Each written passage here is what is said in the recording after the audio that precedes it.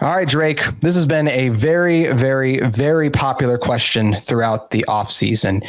Is Utah hated in the Big 12? The Utah fan base is certainly the most hated in the Big 12. They have a presence online that is very brash. They are filled with moxie. Utah fans want you to know how good they are. And by and large, the loudest Utah fans are not very happy people on the Bird app, that being Twitter. They want you to know that Utah is good, and they don't want anyone else to get their flowers. And there's not a lot of self-reflection where Utah fans sit back and say, hey, maybe there's a hole in our logic, or maybe our team isn't that good in one area.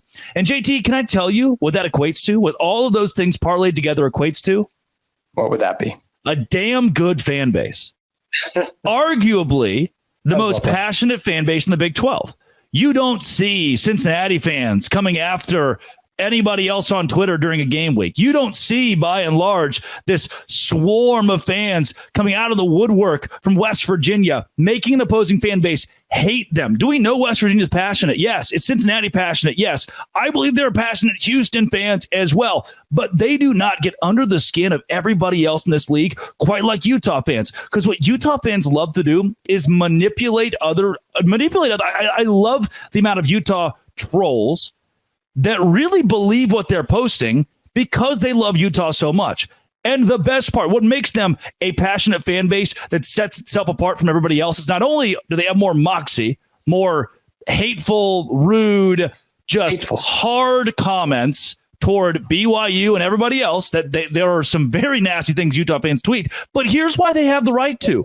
They're good at football. Mm-hmm. When you back it up, when your school backs it up, by winning games, you can say whatever you want.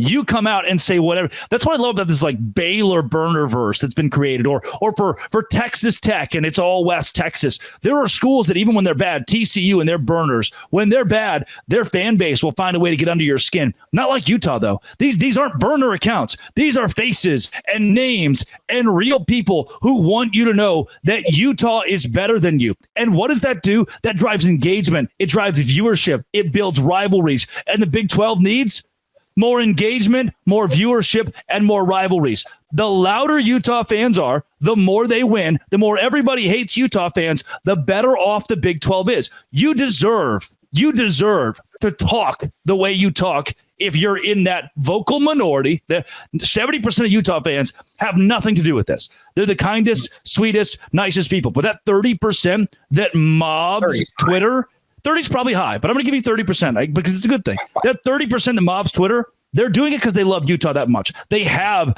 those glasses on that just have that U logo. And the Big 12 needs more of that. I couldn't love it more. That's really well done by you.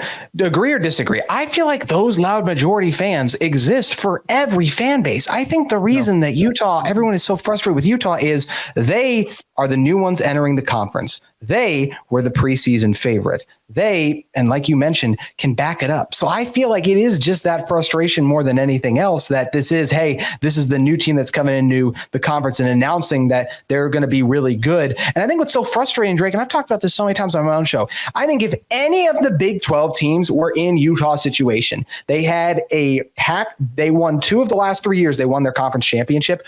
Several of the key returning players from that roster were moving into a conference where the 2 biggest and best brands left, and you look at all the talent you return versus all the other talent the other schools return, and I think they would feel the exact same way that Utah fans do about their own team.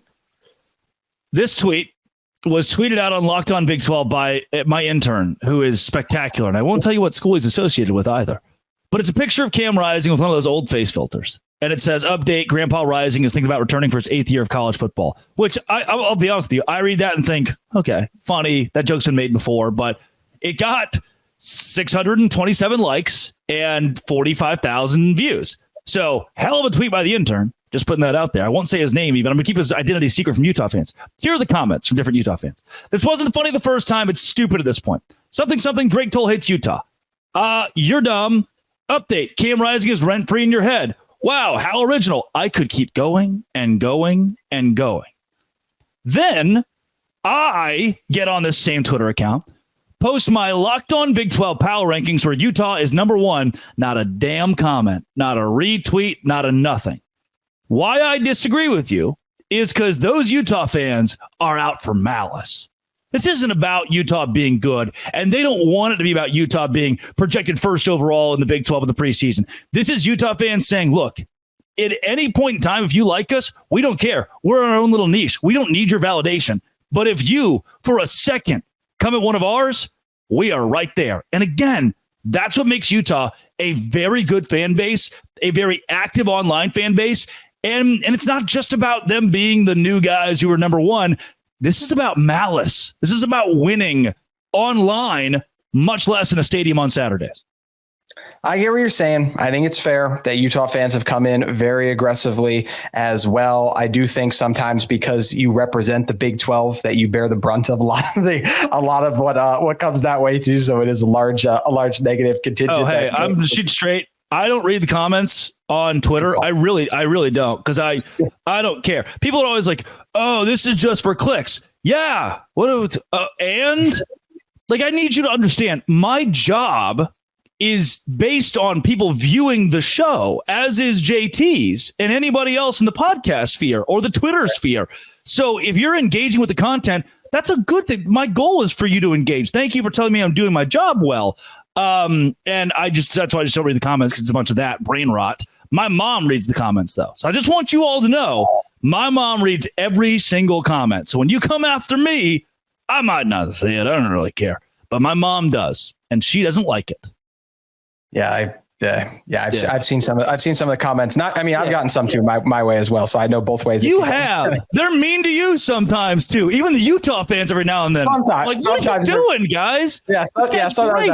Sometimes I make them mad too. I appreciate it. I'm glad the check cleared for you to say that at the end of the episode. I appreciate you having me. Utah fans, stop being mean to your own people. This guy loves the Pig Bus just as much as you and me. I've had so many beers at the Pig Bus. You're going to come after me? Pig Bus rocks.